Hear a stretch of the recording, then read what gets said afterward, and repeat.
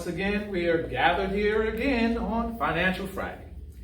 Today, I want to discuss with you paying down your debt. Why that's very, very, very important toward reaching your financial goals. I'm Keith Reed, the Supervisor for Work Readiness Instruction here at the WeCare office, FedCap's WeCare office on Grand Concourse in the Bronx. The reason I started by saying it is very important for you to pay down your debt is because actually debt can be like a cancer to your financial future. It can act as a cancer and inhibitor toward your financial goals. If you don't pay down your consumer debt primarily, consumer debt. If you don't pay down your consumer debt, then you're really ending up putting yourself behind the eight ball. You may say, Mr. Reed, debt is debt, right? Well, there's good debt and bad debt. Most of us learn from our doctors, right? When we've gone to our doctors, there's good bacteria and bad bacteria. Well, in finances, there's good debt and bad debt.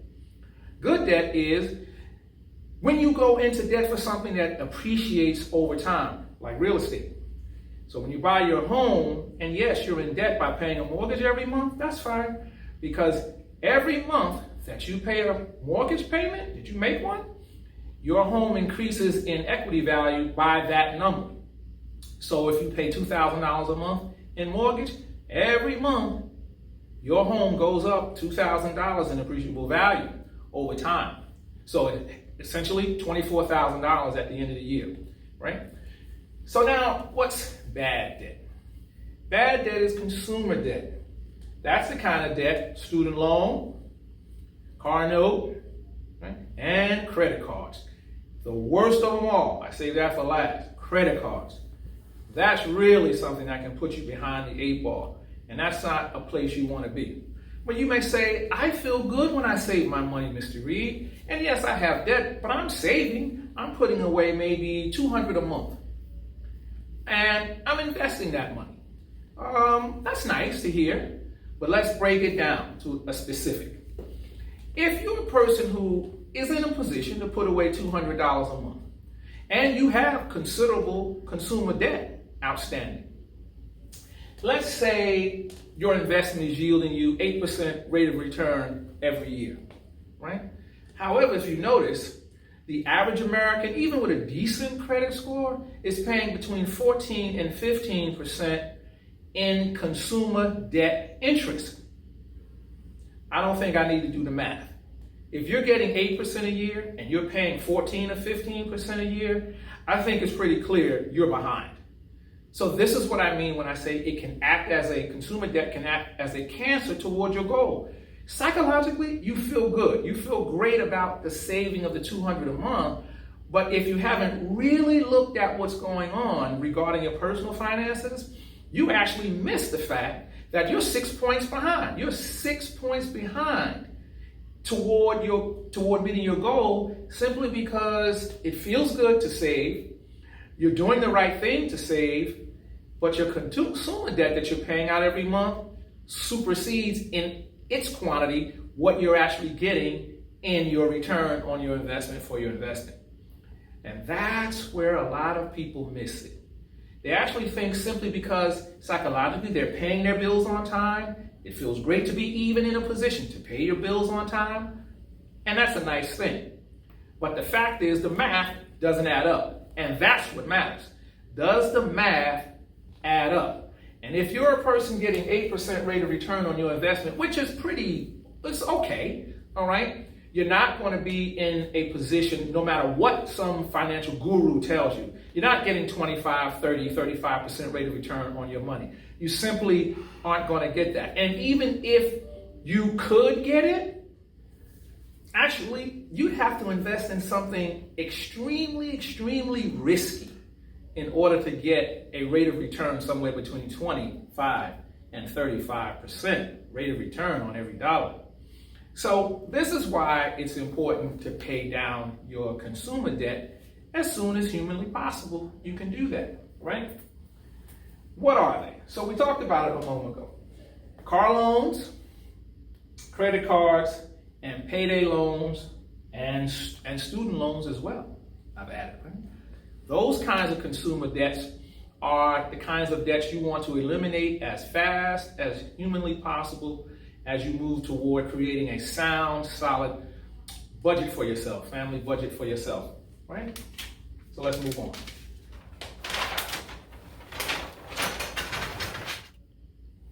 How do you avoid excessive debt? Let's spend a little bit of time talking about how to avoid excessive debt. One way is to review your income, particularly on a monthly basis. Review your expenses also on a monthly basis. Set up a family budget for yourself on a monthly basis. And review your savings on a monthly basis. I want to say, because this is important, before you begin following some of my advice from the previous Financial Friday sessions that I've hosted, today I want you to focus on, if I'm going to invest, I must pay down my consumer debt first before I start to invest. Why? Because the arithmetic will not be in your favor if you don't do that. Don't allow your expenses to outpace your income. Very, very important. Sometimes we earn a certain amount of money. We feel good. We go to work every day, and it's a good thing, and we feel good about it. And simply because we work hard every day, we feel we're entitled to buy whatever it is that we want, when in fact, we shouldn't. Financial planning requires a degree of discipline. And you have to impose discipline on yourself in order for you to get to where you want. Again, it's not unlike working out at the gym. We've all heard, no pain, no gain. And yes, even in investing, I know you want to invest, and I want you to, that's what this session is all about, right? I want you to invest, but I want you to do it the right way, and I want you to receive the maximum results I think you deserve to have. And you can only do that once you begin to eliminate or significantly reduce your consumer debt as you move toward your plan toward investing for yourself and your future. Be thrifty. You can buy things that you need to buy, but perhaps you might not want the gold standard one for now. When you're in a better place financially, by all means, go for it. Right? Buying things is an emotional experience. We feel good. Feels great. I drive the car I want. I wear what I want. Eat where I want. Eat where I want. Go where I want. That's all spending. Spending feels great. It really does. But it can put you in one heck of a financial hole, and it could take you a very, very, very long time to get you out of it. Understand something. The credit card companies, the lenders, they enjoy giving you money because they make a lot of money in interest payments when you pay it back. A lot of you in FedCap land, you get money through credit cards or payday loans or whatever, and you're stuck with a really, really, I know I've seen some of these things, right? You're stuck with a really, really high interest payment on this money. So it's not free, we know that, and it's expensive, right? I've looked at some of the mail I get, and I have considered a really, really good credit score. I just looked at it just about a month ago. I have what's considered a really good one. And they still send me from Chase or from Wells Fargo or Citibank, they still send me these little envelopes and they tell me, you can have this credit card with this credit limit, and it's a nice credit limit. And it's still 14.99% between 18.99% too, and if I pay late, it is 24.99%. But guess what most of us do in FedCap land? And we know this to be the truth, right? Honesty is the best policy today. Christmas time comes around, you take out your credit card and you swipe it every place you want to swipe it, and you buy things, and it feels wonderful. But by the end of January, when the bill's due, if you pay it, most of you pay the minimum. And when you pay the minimum, $35 to $45 a month, the minimum, the rolling balance that you carry from month to month is carrying somewhere between 21.99% and 28.99% for a lot of people. who don't have a great credit score. I digress for a minute. Understand, the agencies that determine whether you have a great credit score are kind of in cahoots with the banks. In other words, if they say that Mr. and Mrs. John Q. Public has a terrible credit score, yet the lenders are willing to give you money on a credit card, they're going to give it to you, but they're going to give it to you at an extremely high interest rate because they consider you a high risk. So a high risk person deserves to have, in their mind, a high interest rate payment on any outstanding rolling 28-day balance. So let's understand all these moving parts about debt, right? So there's a credit agency, the 3 credit agencies, who determine whether you are a good credit risk or not. They're not banks. They don't make money. They're not banks. They're credit rating agencies. But they communicate to the bank and tell the bank that Mr. or Mrs. John Q. Public is a good risk or not, and then that will determine the kind of interest rate you'll be required to pay back on any loan, be it in a credit card or any kind of contract loan you take out from a lending institution. Very important to understand that they all work together. That's how money works in America, ladies and gentlemen. They all work together, right, in the best interest of the banking industry. What this lesson is about is to put you in the best position for yourself and for your family. So you want to follow these key points here. You want to review your income, right? Weekly to monthly. You want to review your expenses and not have expenses on your ledger you don't need to have or you can't afford to have. You want to set up a family monthly budget for yourself. You want to review your savings, very important, right? Reviewing your savings. How much should you save out of your paycheck every week?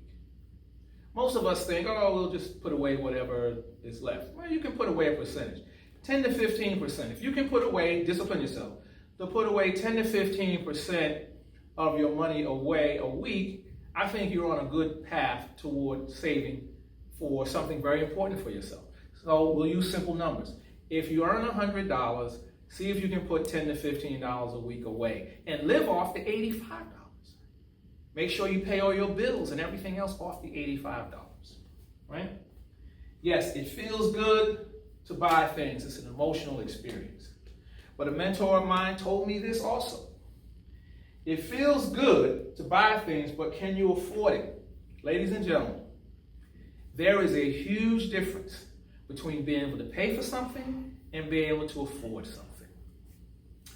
When a wealthy person like LeBron James decides he's going to buy a $10 million house, or like J-Lo just did about a year and a half ago in the Hamptons, she bought a $12 million house, she can afford it because she can pay for it and she can afford it. For us, guy like me from New Jersey or folks like yourself who come from the Bronx, if you decide you want to go out and buy a new Mercedes because you work every day, that's nice that you work every day, but can you afford it? And I didn't say a used one, or as they call, there's a term they use, what is that term? Pre-owned, right?